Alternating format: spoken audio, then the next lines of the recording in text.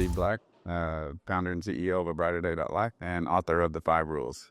Awesome. Well, thanks for joining us. We're here at Rafta. Wondered if you would tell us a little bit about your company and a little bit about your background. Well, so my background would be 47 years in the grocery retail space. Started out with United Supermarkets in Oklahoma. Spent about 27 years there, and then moved on to Bipolus in Oklahoma City for a couple of years, and in Bruno's in Alabama for a couple of years. I was senior vice president of center store at Bruno's, then moved to Phoenix, Arizona, with Sunflower Farmers Markets. Came on board and was VP of IT and VP of marketing, and then eventually VP of operations when Sprouts bought us.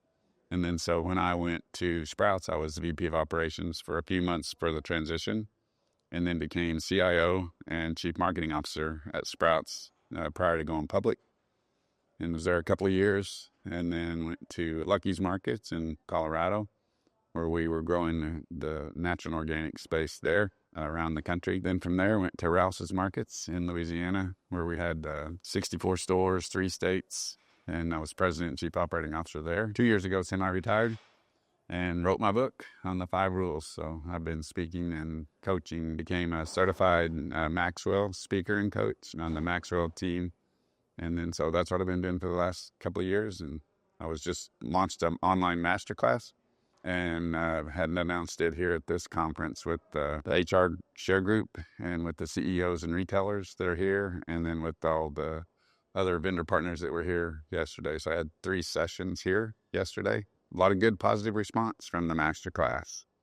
Yeah, thank you for that. I've sat through one of the 3 sessions you did, and I appreciate that. And you're very keen on leadership. You talk about it a lot. You certainly are on the LinkedIn with it. And I wonder if you could tell us a little bit about how did that become such an involved piece of your growth, that leadership and you obviously growing leaders beneath you and in your organizations. Yeah, great question. And, growing up in Western Oklahoma, in the grocery business, we never talked about leadership. We never went to leadership training or classes or anything. It was all about just getting the job done. Just come to work and do your job. And if you couldn't get it done in a 8-hour day, you need to work a 10-hour day. And if you couldn't get it done in 5 days, you need to work 6 or 7.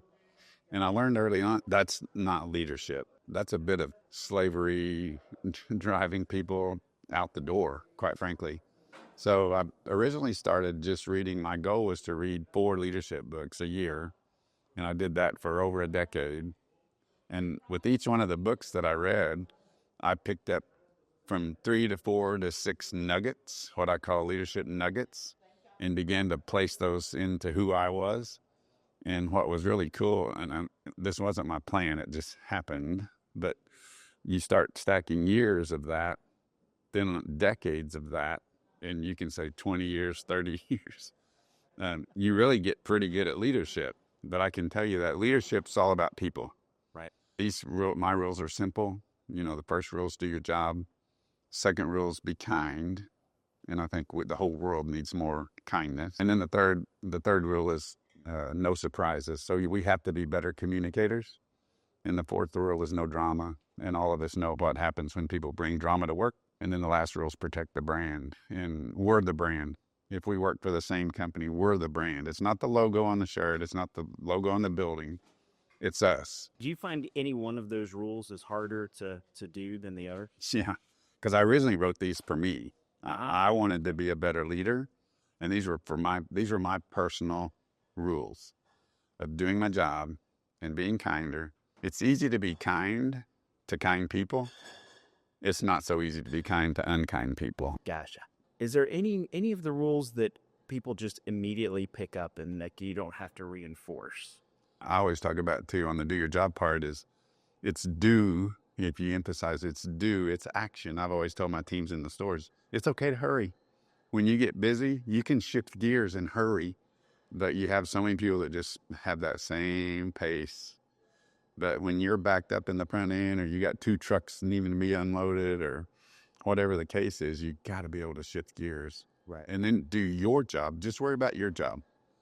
Don't worry about everybody else. I always say we make adult money, so it's okay to do adult performance. I love that. Doing your job. I love that phrase. Yeah, that's way better than I'm going to give it the college try. I like that. I like that.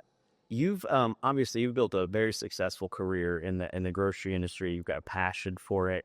I think your 5 rules are very applicable to other industries, but you seem to have lasered in on trying to level up the grocery industry. Do you think is there a gap, for lack of a better term? Would you say there's a gap in the industry for where leaders are and where they could be or should be? And do you think that there's an imminent doom is too big of a word, but is there corporate pressure coming in from outside influence, especially on the independent grocer? Does that make sense? Yeah.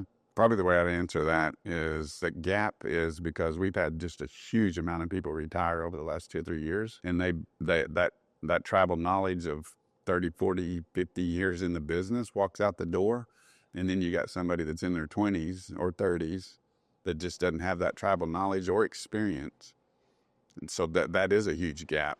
And I think we need more mentors that are willing to mentor young people and young leaders coming up. And then I think it's important that we also try to balance the leadership roles, not just across diversity in race, but in diversity in age, and obviously that we have a huge imbalance in women in CEO roles. And I did a podcast with the WGA, Women Grocers Association, and I talked about we have to balance the boardroom. But at the CEO role, it's 90% men and 10% women. Well, that's an imbalance. And the only persons that can fix that is the 90%. Right. So it has to be top of mind for my peer group to balance that boardroom and look for candidates that are qualified, but look very positively for candidates of diversity, right? In age and in sex and in race. And nothing encourages the teams more when they know they have a leader, right, that's near and dear to them, because that gives them hope and encouragement to, like we were talking about, is do you care for me? Can you help me? And can I trust you? Well, I can help you get where you want to get to as a leader in one of the diversity groups, but you have to put in an effort. Right. And I'll be more than glad to coach you. I need you to be kind and coachable. And if you have those 2 qualities, I will work with you all day. Right. But if you don't have those two qualities, then you got to have both. Right.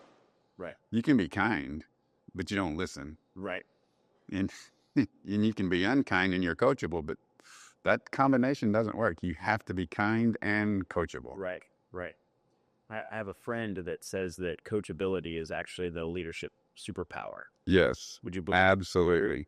100% believe that that's true. Because I've unfortunately had to let some people go in my organizations because they weren't coachable. They didn't listen, they didn't tell the truth, and they weren't coachable. And that's really what true leadership is leaders create other leaders and they live what they preach. And I've had people, and I've always given my team and my family permission to call me out. Yeah. If you think I'm breaking a rule, call me out. Yeah. Because trust me, these rules I wrote, and they were near and dear to me, but they were a lot of the things I struggled with. Right. Now. So what else? Any other bits of advice we might want to leave here for either grocers or wholesalers? Well, I definitely believe that we need a post-COVID culture reset across the planet in all businesses, and quite frankly, a lot of families, because a lot of families and businesses were completely destroyed, turned upside down, or will never be the same since COVID and the supply chain issues and the employee issues. And I think everybody just needs a timeout. We're everything with our people, and we're nothing without our people. And then turn around and treat them terrible, expect them to work 100-hour work weeks and round the clock 24/7. It's okay for people to, when they get off at 5, they should be able to be off. Right. Not check their emails, not text them. And so I never did that as a president of a company. I didn't send emails at night. I didn't call people at night. I didn't text them at night. I'd do it during the business day because everybody feels compelled to answer the boss. Right. Yeah. Whenever he calls. But shame on the boss. Right. I mean, if there's a fire, that's a whole different conversation. I don't think you're ever perfect at communication, but I do think you can get better at it. Yeah. And the way you get better at it is, it's kind of like, what's it feel like to be on the other side of me? And I have a strong voice anyway. I can come across as very harsh and stern, but it's just my voice. So I've really had to learn to try to soften it up a little bit. And then I'm always looking at who I'm talking to in the eyes, because the eyes will tell you everything you need to know if you're communicating well. Any last departing thoughts here before we run? No, I appreciate you having me. And I think this journey of leadership growth and how we all get better together is really where we all need to be in our business world and in our lives. Well, thank you very much. All right. My pleasure. You bet. Thank you. Thanks.